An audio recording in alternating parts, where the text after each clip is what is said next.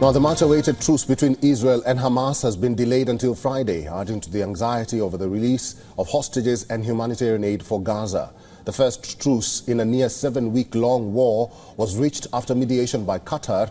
It has been hailed around the world as a sign of progress, raising hopes that it will ease the suffering of civilians in Gaza and bring home more Israeli captives.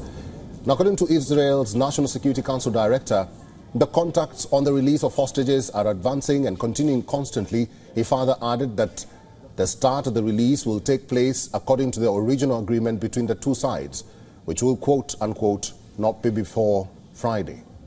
Meanwhile, the Israeli air and ground operations continue. In a video released by the IDF, Israeli military's chief of staff was seen with troops in Gaza, where he said that fighting will continue until Israel wins the war.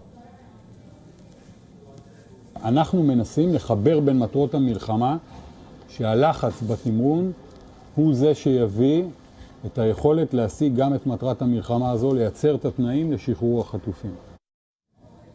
Several blasts were reported in northern Gaza. IDF says it launched 300 airstrikes across the city. Israeli troops on ground are destroying several tunnel networks in Gaza that they claim are under a civilian infrastructure. The IDF also showed a group of journalists the tunnel network under the Al-Shifa hospital. The tunnels consisted of a bathroom, kitchen, and an air-conditioned meeting room. Meanwhile, it's not just the Israeli troops who are releasing videos from the ground. Militant group Hamas has also released a video in which their fighters are targeting Israeli vehicles and soldiers inside Gaza. As the war rages on, the spokesperson for Israel's National Security Council has stressed that the delay does not indicate the deal is in peril. However, various Gazans do not feel the same way about the deal. They have expressed mistrust of the planned truce between Israel and Hamas militants. On the other hand, for the Israelis who are anxiously awaiting the release, many families are disappointed by the postponement.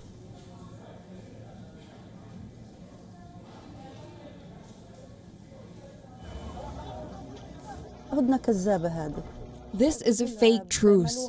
They announce it, then they lie to people. They make them move, then they strike. This is not a life. We're not used to this.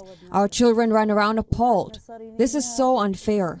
The families were very excited yesterday when we heard the news that there is a deal to release some of the kidnapped people, the children, the mothers. We were very disappointed this morning to learn that it will have been postponed. They didn't reach an agreement yet, and we are all just waiting in anxiety to know what is happening, because we want our people back, our children back, as soon as possible. WION is now available in your country. Download the app now and get all the news on the move.